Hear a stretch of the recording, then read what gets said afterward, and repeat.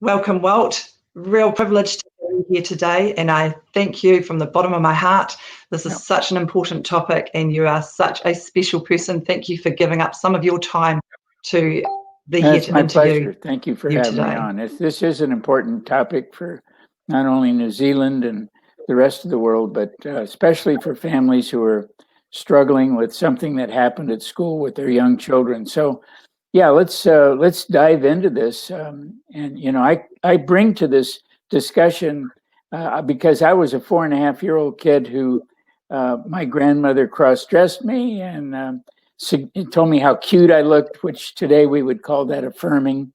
And that was 76 years ago. So I've got quite a bit of experience with this topic. Over 75 years, I've been dealing with this on some level, either as a researcher or actually working now with literally thousands of people who were diagnosed with gender dysphoria, which most of them don't have gender dysphoria. That's just a term that they use so that they can give them hormones and advocate for changing their gender. So, in my case, it was what we need to understand with our young children. This is so important. Is that the second we introduce them to cross-gender behavior, we're beginning to fracture their basic core identity. And that's what happened to me. That's what happens with all young children. This is what's really interesting is kids can't pick their gender. It's already done. It's innate.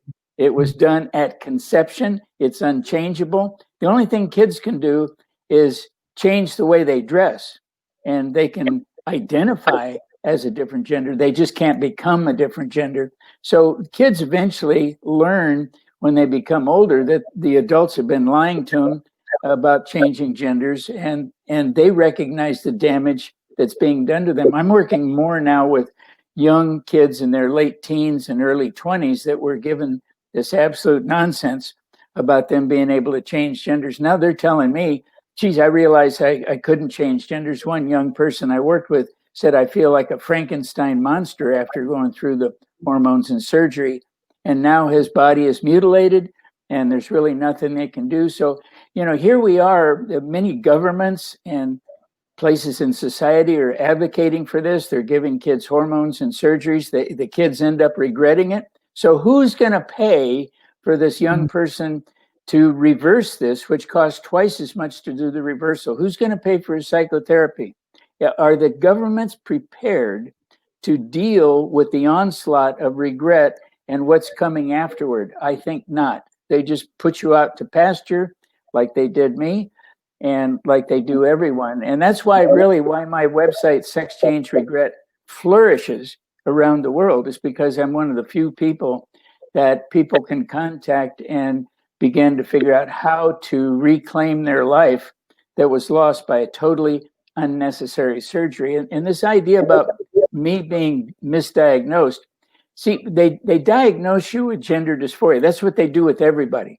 The problem is they don't look for the underlying comorbid disorders, which in a case of adult men oftentimes is autogynephilia or transvestic fetish disorders, transvestism, all these other issues that nobody wants to address. Or in some adult men who've been married and have children, they may have a dissociative disorder, bipolar disorder, body dysmorphia, and all these other things. So it isn't so much that that they're misdiagnosed, they're totally missing actually diagnosing the comorbid disorders.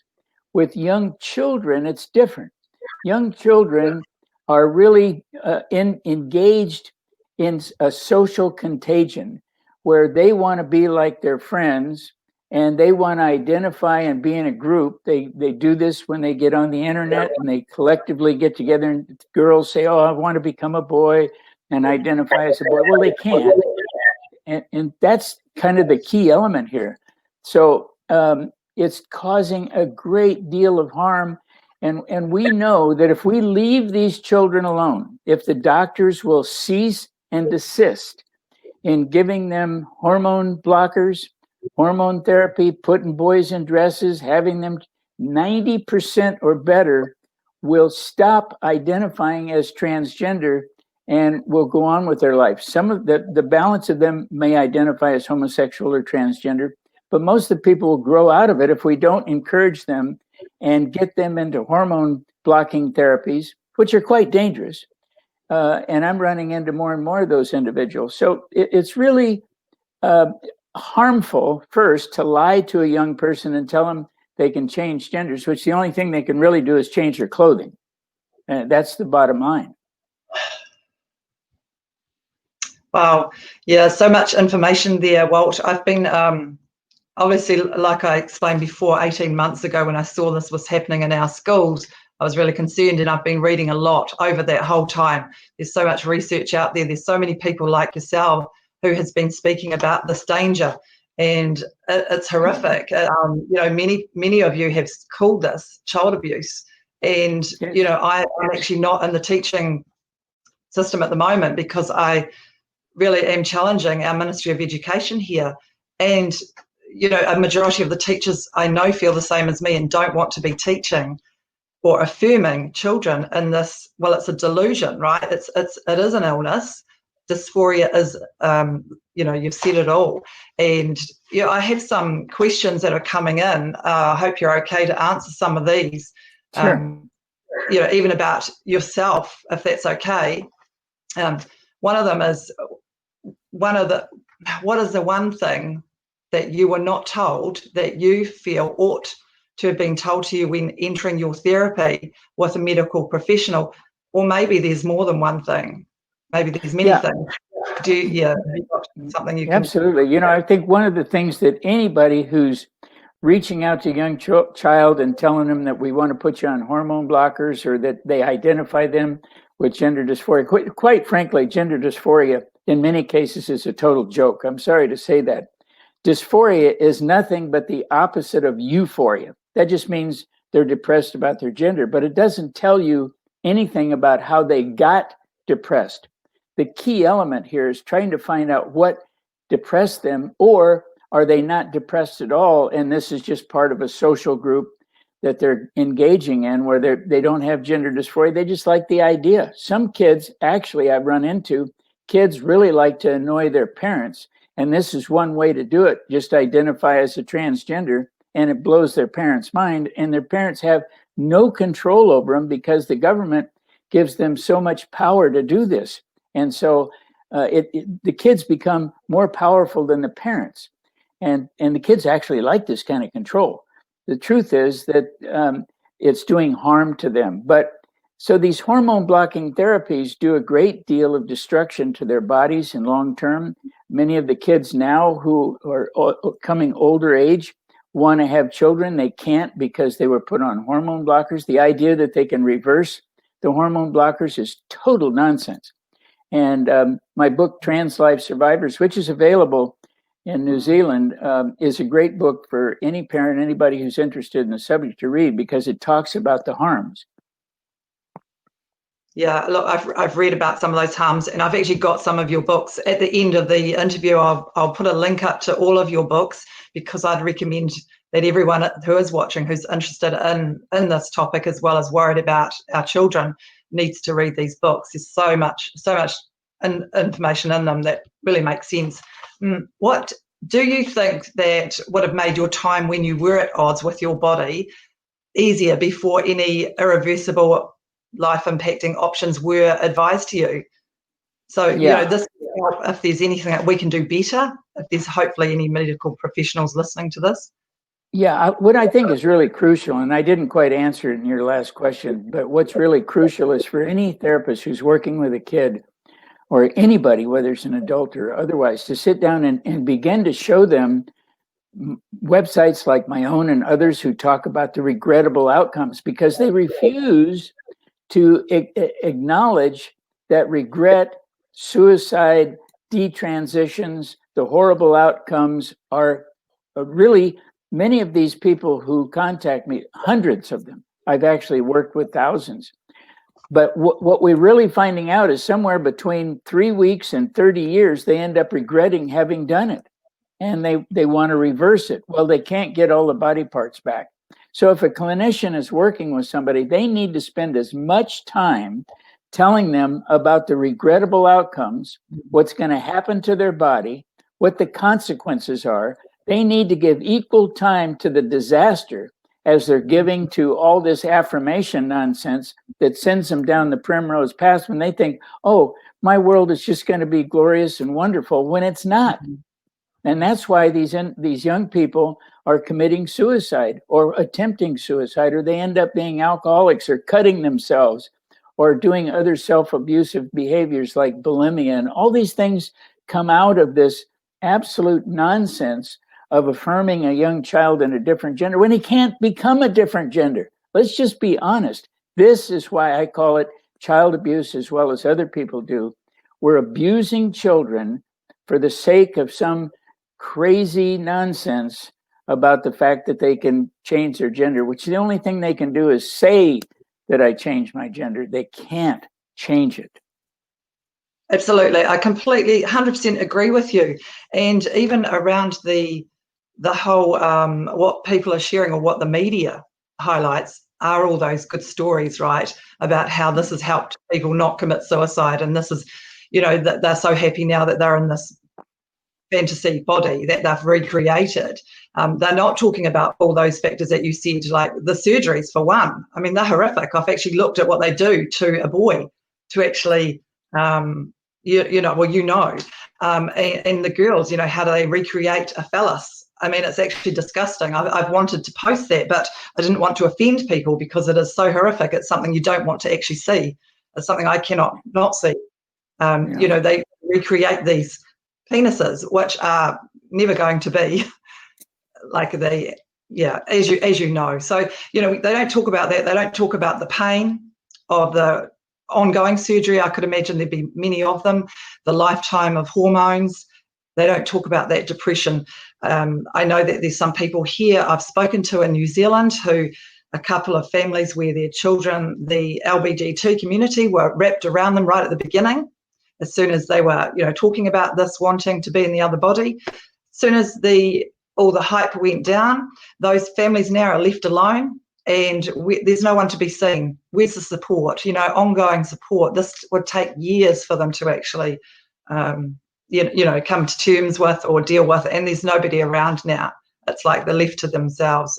That's just horrific. Everything you say, like I said, 100% agree with.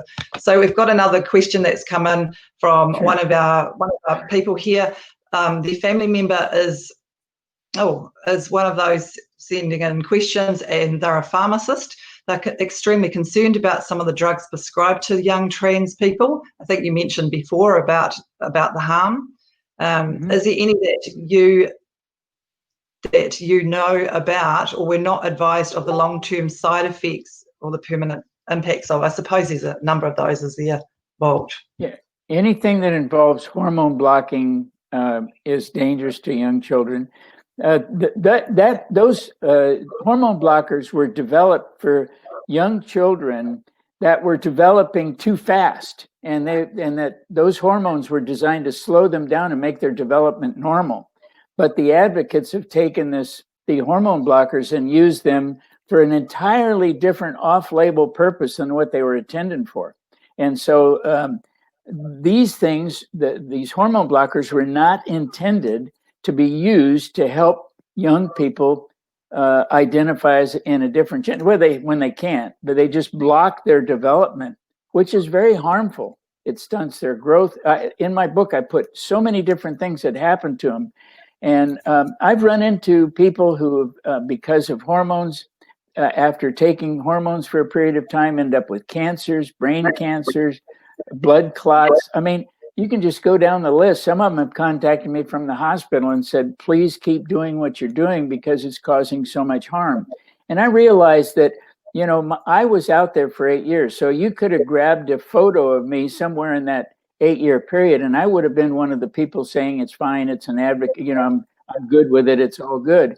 It takes a while for people to hit that roadblock where they realize that this is a total destruction of your life.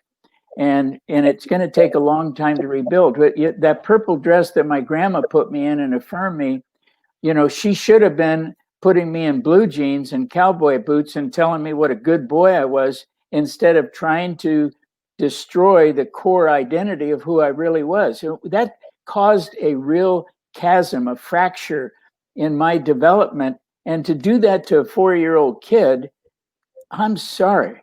You know, people who do this, I hate to say this, but it's, in my view, these people should either be in therapy or they should not have children that they can do this to, because they're experimenting with young children. And there's a good doctor in the state of Washington who came out and said, we won't know for 20 years at least what the outcomes are going to be from what we're doing today. And she's recommending, you know, to take this very slowly and to wait and see, instead of this whole wait and see process. Means we don't give them hormone blockers. We don't encourage them to change genders. We don't encourage them to go to school dressed in different genders. We want to wait and see how they develop, but if they're developing, see what kind of psychotherapy that they might be engaged in if they had something happen to them when they were young kids. I can tell you that the people that I've worked with, every one, 100% of them, we're talking in the hundreds, every one of them can tell me what happened to them or what the occasion was that caused them to want to identify as a transgender person. And over 50% of the time, it's some kind of sexual abuse. Sometimes it's pornography. Sometimes it's a neighbor who abused them. Sometimes it's a family member. Sometimes it's the internet. I mean, you can go down the list. Some of them came from broken homes. Some of them had, parents who died and they were sent off to some other home. The list is just, it's exhaustive. I mean, there is so many things that cause people to not want to be who they are. And that's really what's happening. Kids just don't want to be who they are and they want to become someone else. And the greatest, most affirmed thing you can do today, because the governments are signing up for it, the doctors are helping them do it, the pharmacists are giving them the hormones, they shouldn't be doing it. And they're allowing them to go through this process. And we won't know for 20 years when they're going to be sitting here like I am saying, geez, they never should have done that to me when I was a kid. I'm telling you, from 75 years later, my grandma never should have put me in that purple dress. But people will just spin that off and say, well, that's just one story. If you looked in my email box, you would see that it's thousands of stories. Oh, look, well, you are highly qualified to be speaking to everyone about this trend that, medical professionals and our governments are pushing, this rush to push children into a life-changing mutilation, basically. I've read a lot of case studies as well about these children, and just to mention one of them, like what you were saying, in one study, 45 female to male transsexuals were interviewed as part of a wide-ranging sociology field study, and they 60% of them reported one or more types of childhood abuse. So we know there's underlying reasons. Absolutely. The mental health that you're talking about. I was thinking I've had a lot to do with children, of course, being a teacher, and even sending different parents along to get support for childhood behaviours. Now, in those interviews, the professionals, they interview the parents as well around the parents' own upbringing and their experiences of life, just to get an idea of whether some of the parents' issues might be impacting the childhood behaviour. And yet, I don't see this happening with children that are being diagnosed with gender dysphoria. Why are the parents not being interviewed? Because you and I both know, sorry to say, that some parents have mental illness, right? And there's parents out there raising children with mental illness. So why are we not looking into that before these children are? You've said it yourself. It's when I was in Hong Kong and speaking in Hong Kong, I was there for a week, and I got to work with a psychotherapist and a medical professional, and the three of us were kind of a team. And what we discussed during this time is that what they are doing in Hong Kong with kids who want to identify as a transgender person is they're actually working with the family. They don't just sit down with the child. They want the mom, the pop, all the kids in one room together talking about this. And what they're discovering is that this is an environmental issue that was started by somebody in the family. So it becomes, it's rooted somehow in the household. It's not that we're looking for blame, we're looking for cause and effect. And those cause and effect things are things that often happen within the household. Now, I have found some where the parents were unaware of something that happened with a next door neighbor child or a next door neighbor individual. And all these things come back to haunt the families because they were totally unaware of their child being sexually abused or being shown pornography or being cross-dressed. I mean, you know, some kids go into the neighbor's house where there's two girls, and the two girls cross-dress the young boy and tell him how cute he looks. And they do this frequently and begin to this indoctrination with them. And everybody thinks it's benign and it's cute and it's fun. It's not. It's dangerous and it's harmful, and it shouldn't be happening. The doctor should cease and desist hormones blocking therapies. The government should back away from approving this kind of thing until we have a lot more data in hand that shows the harm that's happening. You know, my website blows up all the time, sexchangeregret.com. I get the emails every single day.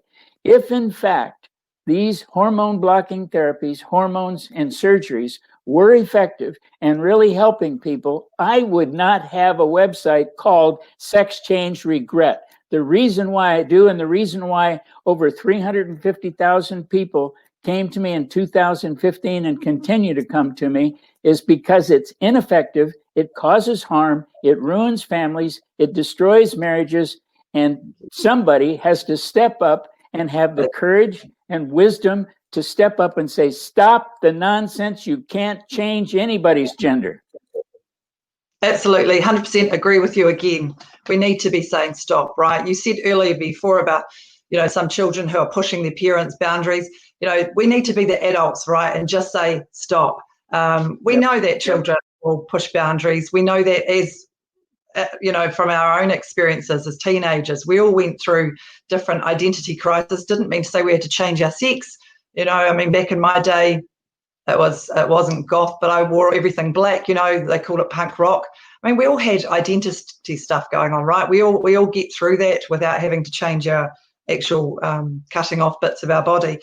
Just going back to where you're talking about affirming, the affirmation actually becomes like a positive reward for a child, right? I'm thinking of a school where I was teaching with, and there was a transgender child going through the transition period stages, and there was some a particular staff member who started saying to that child that they looked lovely, you know, in the new sex that they were identifying as and dressing as.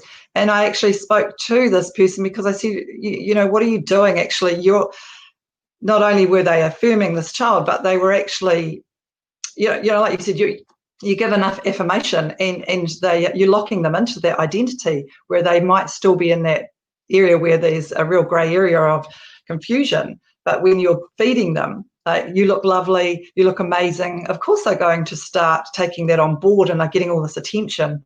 And that's going to lead further towards that issue, right? Well, you know, the affirmation is, to me, what is the most destructive component in this whole thing, because it has no truth in it. It is void of factual information. You're affirming somebody as though they can do something they cannot do. This is only equal to the alcoholic who you keep giving a drink to. I mean, you know, they keep drinking, they get drunker and drunker, they think they're happier, everybody's going, you know, until you wake up with a hangover. And that's what happens to the people who go through this, except the hangover is body parts are missing, their life is destroyed. And I really think, you know, once we grab hold of this, and if adults start showing up and sit down with children and say, you know, because I wrote an article that's out by the Daily Signal. You can look up my name, Daily Signal, and it talks about the fact that a surgeon in California, Colorado, and a therapist both went to Superior Court of California and documented for the Court of California that hormones and surgical procedures are ineffective in changing anyone's gender sex. It doesn't happen. And So when they're on record with that document in California Superior Court, and people refuse to look at the data. I mean, this guy did 4,500 surgeries. He's admitting in court that he never changed anybody's gender. The therapist admitted also he approved many of these people, and he says, of course, it doesn't actually change you. This is part of the affirming process, which is absolutely the most destructive thing there is. We should be telling them the truth. Little Johnny, you can't change your gender. Sorry. You want to put on a dress? You're not going to change your gender. Absolutely. Well, thank you. How do we support schools here? I mean, I suppose you've had it over there as well, this question. How do we support schools who are trying to push back on implementing gender theory into their lessons? Well, I don't know how it works in New Zealand, but I've worked with families here, and I suggest that they just take their children out of school, because the schools have become an indoctrination center for the LGBT. They're no longer a safe place for children to develop properly, to be educated properly. I use the word, they become a sewer for this garbage that teaches them about pornography, about sex, about different identities, homosexuality. This is the scourge of ruining an entire generation of children.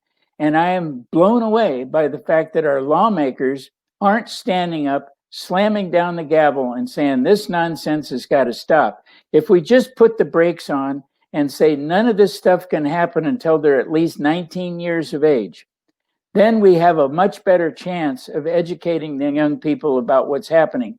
Children's brains don't actually fully mature until about age 24.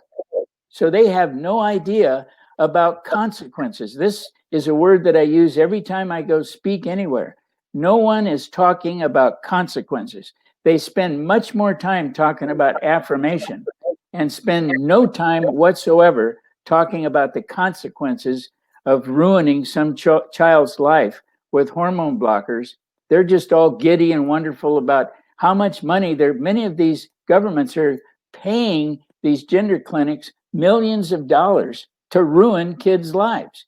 And I think they should all be locked up and closed and done away with until they're at least 19 years old, and then have some good family psychotherapy around why they think they want to be this other identity. They will find out, just as I have, what happened to them that's causing them to not want to be who they are. I have found out 100% of the time. They can do that, but they don't want to. They just want to sign laws and push this agenda onto people. And boy, they're going to rue the day, because it's going to come back to haunt them. And I go back to the fact that if the government's willing to, and the schools are willing to do this to our children, are they willing to pay for the detransitions and the psychotherapy to help them restore their life afterward? I want to see that go down in a bill when they're passing laws to advance these things. I want to see something in those laws that says, oh, and by the way, if you regret it, you have this course of action against the government to restore your life, and we will pay for everything that we did wrong. Absolutely. Someone needs to be held accountable, because it will happen. And the thing is, it's the taxpayers who are going to be paying anyway. We've got that already in New Zealand, where they're using more of our tax money to pay for people to go and have sex reassignment. So yeah, it's going to be billions and billions of dollars put into that, and then 20 years down the track, like you said, all the detransitioners. Isn't that amazing that they're spending millions and millions of dollars to, quote, change somebody's gender sex, and they haven't changed it? Yeah, exactly. They didn't change it. The bottom line is, you can't hormonally change somebody's gender sex. You can't surgically change somebody's gender sex. Scientifically, you can't change it. They're still a male if they're acting and identifying as a female. They're still a female if they're identifying as a male. Sorry, but you didn't change. Yeah, and I'm sure you'd agree that for that initial time for those people, they'll be living in that euphoria of getting their way, of getting the change, and living in a false sense of, woohoo, this is everything I've ever wanted, pretending that they're actually happy for a long time before they get to that stage where you got to and realised oh my gosh, what have I done? Yeah, and you know, it's because we're allowing this to happen. Parents Absolutely. out there watching, teachers out there watching, anyone in the government, if you're watching, we are allowing this to happen because you won't stand up and actually say no. You are allowing people to live off their emotions and not facts. We need to be telling the truth. You know as well as I do, Walt, and anybody out there, what we thought when we were 20 is a lot different than what we think when we're 30 and 40 and so on. So we change. It's a part of our personality, right? We develop, and yet people are saying children at 2 and 3, no, they're in the wrong body. It's a load of, well, you know what it is. Yes. So I've got another quick question in here around some of the woke stuff that's going on. I'm sure you've had this before. Daniel's asked, how do you define biological sex and how do you define gender? I mean, I've got my own thoughts around that, but have you got anything that you'd like to add? Well, my position on this is real simple. At conception, gender, sex is fixed and unchangeable. Period. End of game. No more discussion. You can't pull it apart. It happens biologically. If you want to look different and call that a change of gender, you're missing the biological underpinnings of who you are, and you're actually lying to yourself about having changed your gender. So it's all fixed together, gender, sex. I realize there's a lot of people that don't have that position. They're wrong and I'm right. That's all.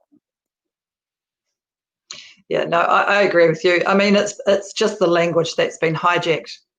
Yeah. Would you say that? Yeah, absolutely. To please a small minority of interest groups. We've got some comments there calling that comment rubbish, but that's okay. They're quite entitled to believe what they want, and hopefully in years to come we'll be reaching out to you as well. I'm sure at some point. Well, there's just I know, you know, sit here all day. Love to know there's so much that we can gain from your expertise. People out there who might need extra support or even to talk more, I'm sure they can contact you. I'll put links up later. Please purchase Walt's books. I can't stress it enough. There's so much in there. Paper Genders. There's the one that I've just finished reading, Suicide and Lies. That is something you all must read. Just back around the schools, well, actually around parents now. How can we? What support can you offer to people or parents who are trying to push back on this agenda but are afraid of the hateful attacks that they're getting by being called transphobic and accused of hate speech? Do you have any support for people? Well, you know, we have to get a backbone, and if our children are worth fighting for, it's okay to be called names. I've been called a few, and I don't particularly care, you know. At 80 years old, you don't care what people call you. It doesn't really matter. They're done. And, you know, they're not going to fire me. I'm my own boss. So sorry. The support for people, they have to have that gut feeling about what they're doing and knowing they're right, knowing they're going to save their children. And there's actually enough people today to stop this nonsense if they'll stop being afraid. It's the fear that keeps people from stepping forward. And there is more people against this out there with their mouths closed and not wanting to say anything because they're fearful of being called whatever. If we all stood up together and we all got our stuff together and started saying, no more, I'm done, this ain't happening. And they can look at my books, you can see that you're on the right side of the issue if you say no to this whole idea, because actually there is really no such thing as a transgender. The fact that people use the word suggests that someone did a transition to a different gender, and it really didn't happen. That's the main point I want people to understand, is that no one in the history of mankind has surgically or hormonally ever changed from a man to a woman. It doesn't happen, or a woman to a man. They only can look like it. It's a masquerade. It's a false premise that we're paying for, that governments have bought into because it's convenient, because they get votes, it garners votes, it garners financial support, but it's all false. It's phony.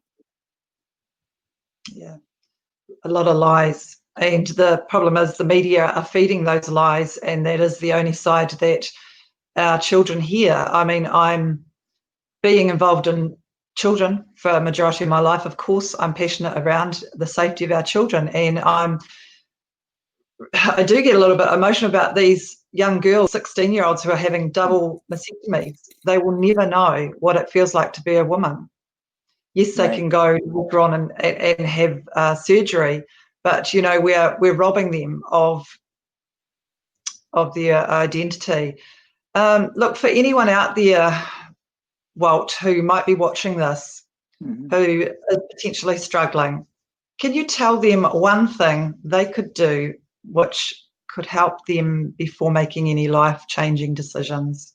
Yeah, I really like for them to sit down quietly with themselves, maybe take out a journal, maybe just to reflect on their life, but have them ask themselves, what has caused me to feel like I need to do this? Did I have something happen in my life? Is it because I have friends who I really love and care about that are transgender? Is it because I want to be in a group and feel like I belong?